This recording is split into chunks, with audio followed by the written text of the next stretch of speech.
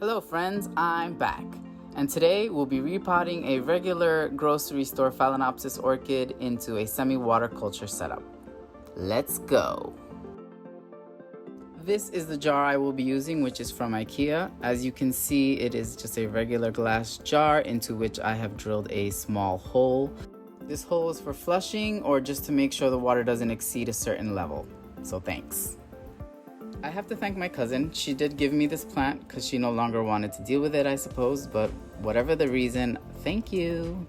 As you can see, it does have a variegated foliage, which is super awesome. Reminds me of the Scaleriana or Sanderiana. There's a few that have that sort of variegated foliage, which I love.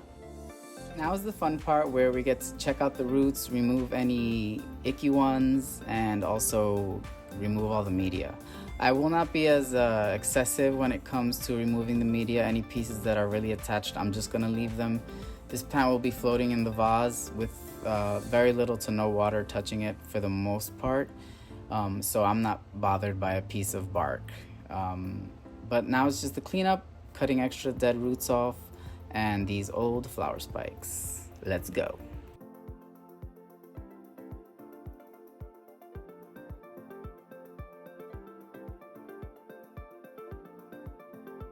Time to cut. I sanitize my scissors by using flame. This way I ensure no bacteria or anything extra that wants to come along will be transferred from any flesh that I might cut into, which I hope not to anyway, because everything I'm cutting is dead, mushy, or dry.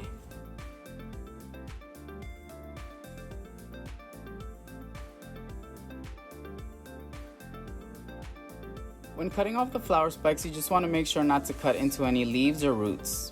Otherwise, chop them off.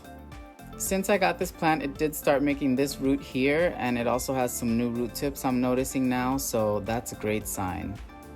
Overall, the root system is not the worst, so I think this plant has a really great chance moving forward.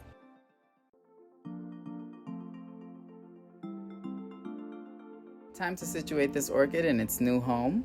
I use the hole to determine which side is the front, and that is the side I will be placing the growth direction of the orchid towards. Just some zhuzhing to make sure it's stable in the position that I'm going to leave it. I just have to say how much I love when the roots are out like this. The look is just awesome. You'll see the roots cascading to the bottom, where at one point there will be water. Sometimes yes and sometimes no, depending on what the orchid requires. Fortunately, this plant had some short roots in the back, so they're helping to stabilize the plant, which is great. Otherwise, I'm looking forward to new roots, new leaves, and a healthy looking plant for the following growing season in the summer. I don't know if we'll get blooms this winter, but for now, I can definitely just enjoy the foliage. Thank you so much for watching, guys. See you next time. Bye.